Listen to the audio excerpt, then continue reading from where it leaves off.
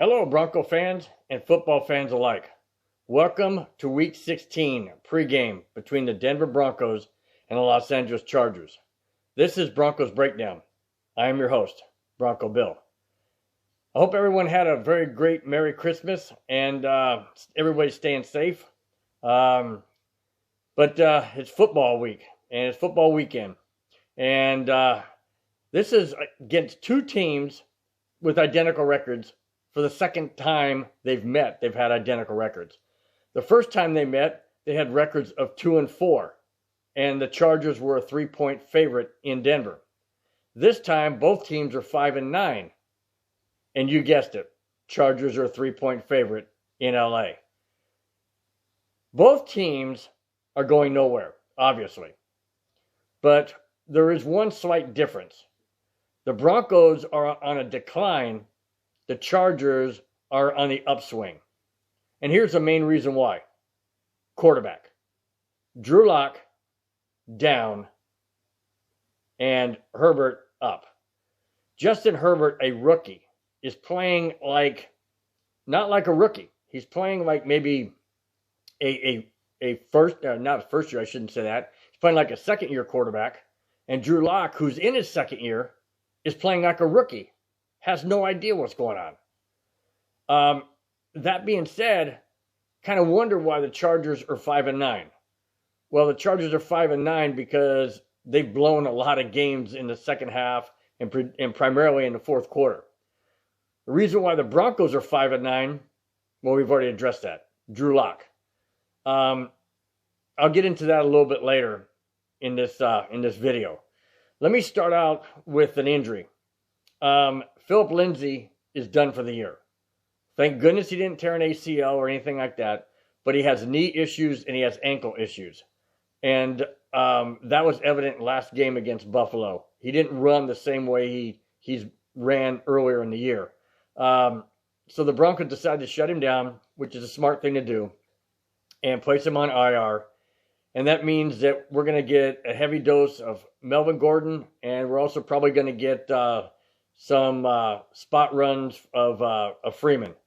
So Freeman's going to get a chance, but Melvin Gordon's going to be the workhorse. Ironically, in the first game, the Broncos played the Chargers. Melvin Gordon was more or less spotty.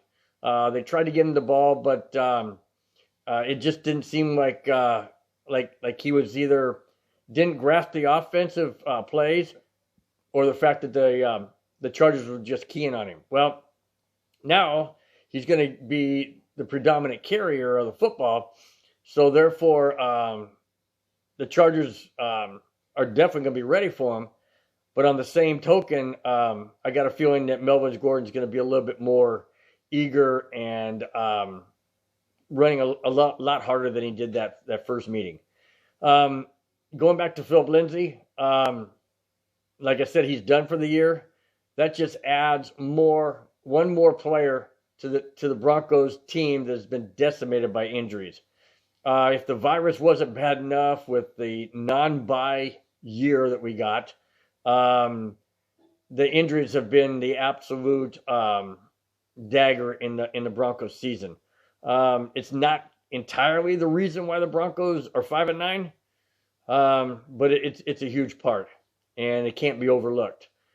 So now we're another 3-point underdog. Do you realize the Broncos have been underdogs in all 15 games this year? 15 straight games the Broncos have been underdog. And we know, or I would say I know for a fact, if not 100%, I would say 99.999%, they're going to be underdog to the Raiders next week. If that's the deal, if that's the case, and the Broncos are underdog for 16 straight games, that will mark the first time that I can recall, being a Bronco fan since 1976, that the Broncos have been underdogs in all 16 games of a season. I've never, ever seen that from a Broncos team before. But like I mentioned in my post-game against the Bills last video, that's how far the Broncos have fallen. That's how far the Broncos have dropped from an elite team to a team that's about ready to go underdog for 16. That's just mind-boggling to me. Absolutely mind-boggling. But that's the case. Denver has been underdog. Like I mentioned, Denver has been underdog in all 15 games. Albeit only 3 points. We've been underdog by as much as 11. But we're only underdog by 3. And when Denver and the Chargers played earlier this year, Denver was 3-point underdogs, and they overcame that and won 31-30 on a phenomenal fourth quarter by Drew Lock. I don't know if we're going to get that same type of performance from Lock. I don't know. I absolutely don't know who we're going to see, because Drew Lock is like a yo-yo. He's up and down. You don't know. He plays great against Carolina, plays like crap against Buffalo. He plays great against New England. He plays like junk against Kansas City. But there's a common denominator, guys. And the common denominator is defense. Drew Lock cannot read defense coverage. He sees one thing, and then when they change it, he's like the deer in the headlights. He's like, oh, now what do I do? I guess I'll just throw it as far as I can. Interception. That's usually what happens. Or he takes a sack. Or he throws the ball away and it's intentional grounding. Or he doesn't hang on to it and he fumbles. That's because he's not able to read the defensive coverages of great defenses. Like Buffalo, like Kansas City, like Pittsburgh, like the Raiders. He's not able to read them. And that's why we're losing to these teams. Because Drew Lock cannot read defenses. Now, Justin Herbert, on the other hand, is reading defenses like a veteran, or at least a second-year quarterback. He's not reading it like a rookie. So Vic Fangio is going to have to come up with some type of defensive scheme to frustrate Herbert, to cause him to make mistakes. Austin Eckler is going to run all over Denver if Fangio can't stop the run. And if Fangio defense can't stop the run, then Austin Eckler is going to run all over. And then that opens up the receivers. And we all know what kind of receivers they have. And that is going to be a challenge. It's going to be a challenge for Fangio. In the first meeting, the Broncos were down 2 touchdowns. And they came back and won. But again, I don't know what team and what quarterback we're going to see from the Broncos. Meanwhile, the Chargers are playing much better. They have energy and they have emotion. They beat the Raiders in overtime last week. Denver got blown out by Buffalo. So Denver's on a downswing emotionally. Chargers are on an upswing emotionally. Of course, this game means everything to both teams. Not because they're going to the playoffs, but because they don't want to be the team that's in last place. And both of them being 5-9 means one of these teams is going to be in last place. So here's how it looks. If the Denver Broncos beat the Chargers, they sweep the season series.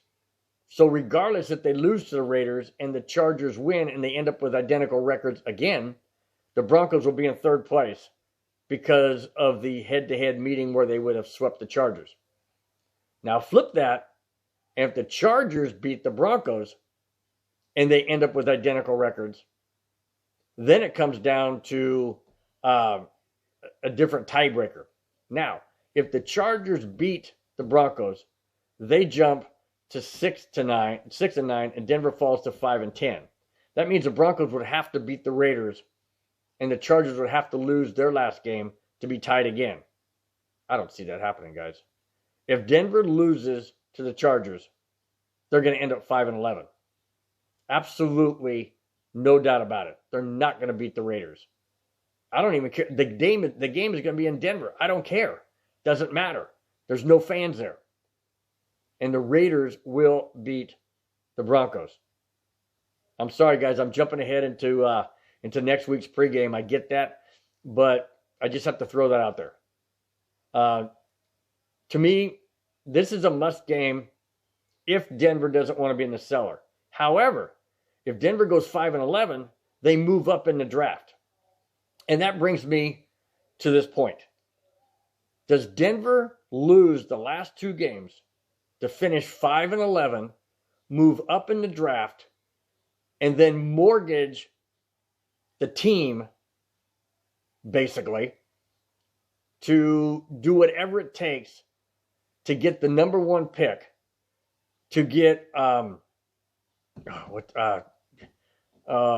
can't think of his name, out of Clemson, Trevor Lawrence. Do they mortgage the Broncos team to get Trevor Lawrence? My answer is simply yes. You do what it takes to get that kind of caliber quarterback. Sure, we don't know what kind of quarterback he'll be in the NFL, but nobody knew what kind of quarterback Patrick Mahomes will be, or Justin Herbert, for that matter. We didn't know. Or Josh Allen. We didn't know what kind of quarterback. But you have to take that kind of chance. Drew Lock's not the answer, guys. I've said that all season long. He's not the answer. We need Trevor Lawrence. And I say, give up 2 firsts, give up 2 seconds, and if we have to, give up Von Miller. He's going to be gone after next year anyways. His contract's up. We need Trevor Lawrence. Now, I'm not advocating to tank, because I never like to lose games. I always like to win. I never like to lose. But I'm not quite sure. Now, if I knew for a fact that John Elway was going to pull the trigger and do whatever it took to get Trevor Lawrence, if we lose these last 2 games, I say tank it. I say put in all backups and let's just go for Trevor Lawrence. But there's no guarantee, because John Elway drafted Drew Lock. He likes Drew Lock. So I don't see that as a possibility. So I know they're going to try and win the game. I mean, that's just human nature. You don't want to lose. But man, oh man, if we could get Trevor Lawrence, just have that opportunity and chance of a lifetime to get a Trevor Lawrence, I say do it. I don't see it happening, guys. I wish, but I don't see it happening. So where do we go from here? Well, here's my final take. My final comment. This game is all about pride, guys. It's all about pride. Put the Trevor Lawrence thing aside. Put all that stuff aside. This game is about pride. It's a divisional game. It's against a rival team. Melvin Gordon's going to be on fire. He's going to want to beat the Chargers again. And this time he's going to want to have a big day. The Broncos don't want to end in last place. No team does. They can avoid that, like I mentioned earlier, by beating the Chargers and sweeping the series. Like I mentioned, even if they finish tied, if the Broncos sweep the Chargers, they end up in 3rd place. However, it's not going to be easy.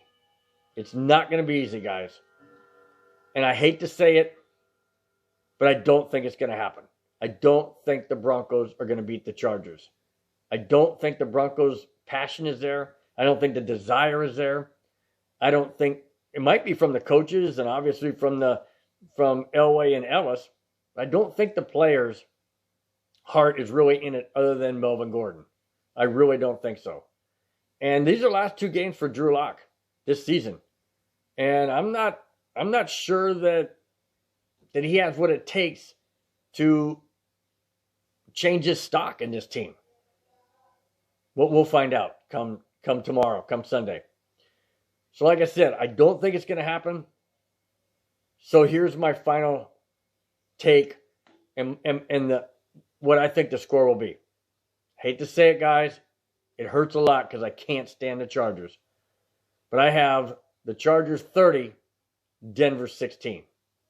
That's it, guys. Thanks for watching. Thanks for subscribing. Enjoy the game tomorrow. And win or lose, we are Bronco fans through and through. Don't lose heart, guys. There's always next year. I'll talk to you at the post game on Monday. Have a great rest of your weekend. We'll talk to you then. Bye-bye.